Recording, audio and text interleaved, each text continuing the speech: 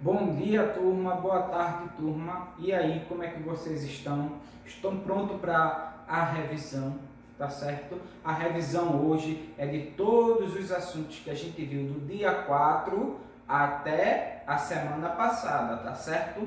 Então, preste bastante atenção. Todo o assunto também está no YouTube, está no YouTube da escola, no canal da escola. Então minhas aulas estão todas lá, é só vocês entrar se tiver alguma dúvida e procurar assistir e observar bem a revisão para não ter nenhuma dificuldade. Eu acredito que se vocês estudarem pela revisão e qualquer dúvida que tiver me perguntar, quando chegar na prova não vai ter dificuldade para resolver, certo? Então veja só, a revisão é composta de 10 questões, certo? Todas inerentes aos assuntos que nós vimos na segunda unidade. Aí veja só, no primeiro quesito diz assim: identifique nas alternativas abaixo quais os números racionais e os que não são. Então veja só, a gente aprendeu que número racional é qualquer número que é obtido pela divisão de dois números inteiros. Então se eu tiver um número sendo dividido por outro, ele já é racional. Se eu tiver algum número que é inteiro, exemplo 2, menos 3, menos 5, 10, ele também é racional. Qualquer número que ele seja número decimal finito que tenha fim, ele é racional, certo? E qualquer número que ele for decimal infinito, mas ele apresente parte periódica, ele é racional. Então veja só, 3, ele é o quê? O número inteiro. E o que eu falei antes? Que todo número inteiro ele também é racional. Então 3 é racional. Aqui, essa letrinha é o π, certo? Π, minha gente, é um número infinito, mas que não apresenta a parte periódica. Então, ele não é racional, tá certo? 8 meio. 8 dividido para 2 é 4. Se 3 é um número racional, 4 também é. Mas mesmo se não desse para dividir, já que aqui é um número inteiro e aqui é outro número inteiro, seria um número racional, tá certo? E letra E, eu tenho 2,395929105,9. Isso é infinitamente. Tem uma sequência lógica aqui? Não. Então ele não é periódico, não é racional. Aí vocês vão colocar aí, certo? Então, todo número racional, ele pode ser inteiro. Professor, o que é número inteiro? É aqueles números que a gente usa para contar, que é 0, 1, 2, 3, 4, 5, e esses mesmos números negativos, exemplo, menos 1, menos 2, menos 3, menos 4. Um número racional também ele pode vir na forma de fração, pode vir na forma de número decimal finito, tipo assim, 2,3. Ele é um número racional. Ou pode vir na forma também de número decimal infinito. Mas essa parte aqui é para apresentar uma parte o quê? Periódica. É assim, os números se repetir. 3333, ou 39, ou 395. Mas aqui não tem uma sequência lógica, então ele não é racional por causa disso. Tá certo? Vê o segundo. O segundo é bem fácil, tem um monte de gente que erra. Vê só.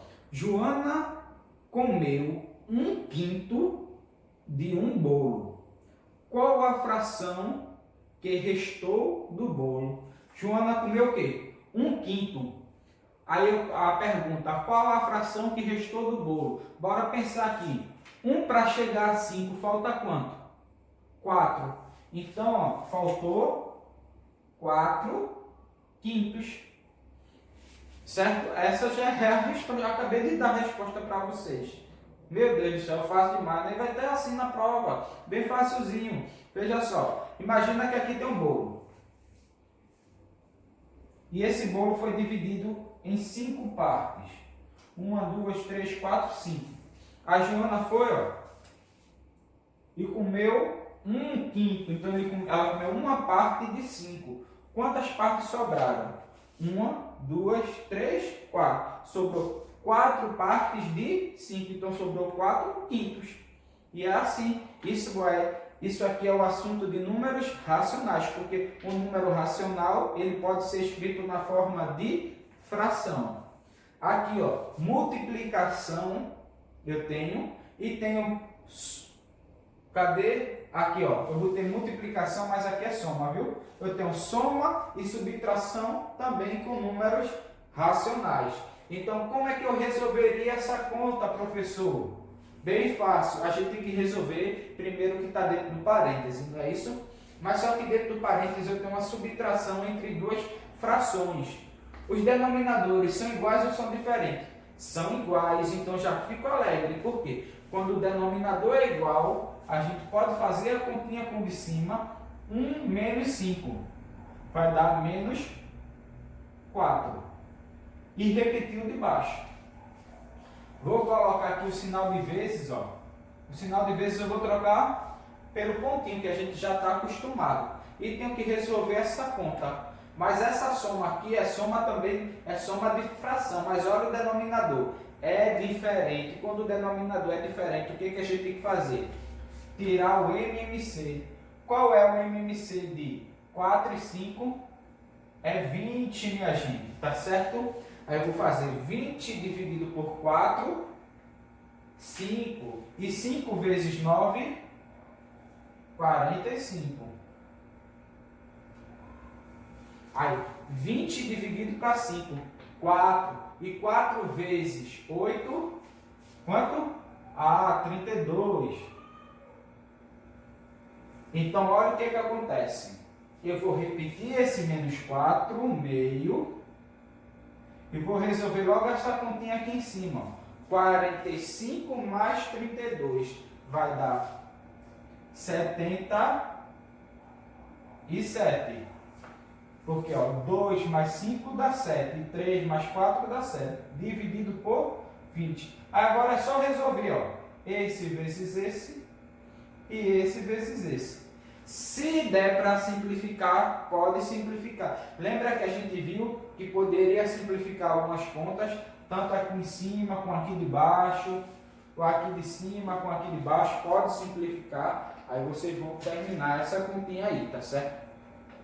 Já o quarto quesito, ele diz assim: considere as frações 1/3, 5/2, 6/3 e 10/4. Represente-as em números decimais.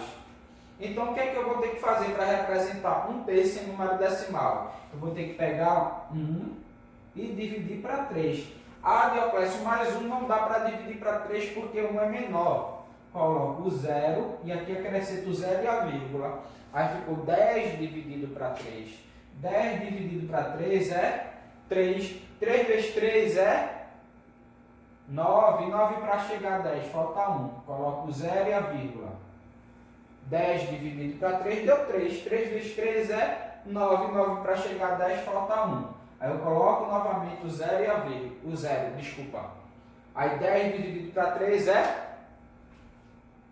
3. E 3 vezes 3 é 9. Para chegar a 10, falta 1. Aí agora novamente eu coloco o 0.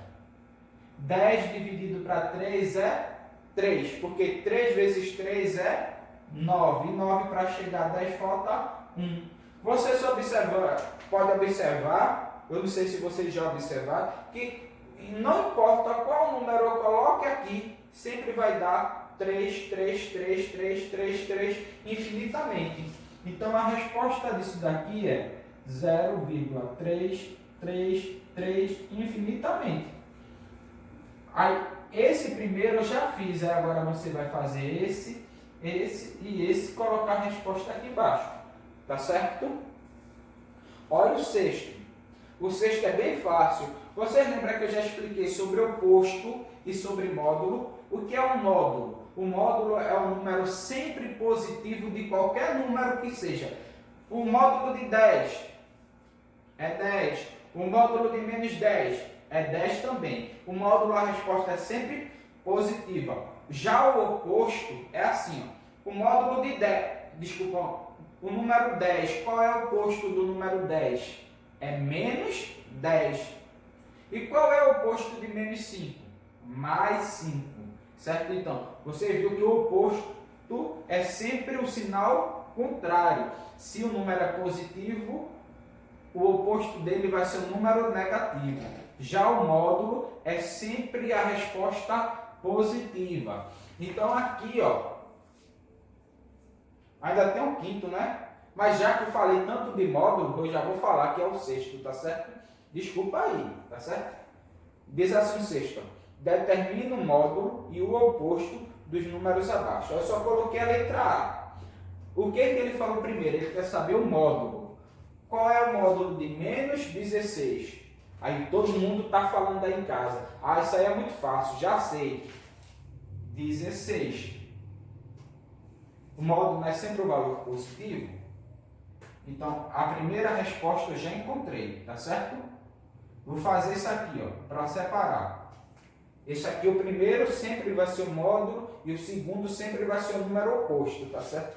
O oposto de menos 16 é mais 16. Aí Gilberto, a turma aí, a Mara, a turma que gosta de perguntar, né? Vai perguntar: professor, eu posso deixar só o 16? Pode, porque quando tem um número sozinho, sem nenhum sinal na frente, já quer dizer que ele é positivo, tá certo? Aí agora bora para o quinto, né? Que o quinto eu tinha pulado. Diz assim: a soma 1,3333 infinitamente mais 0,666 infinitamente é igual a quanto?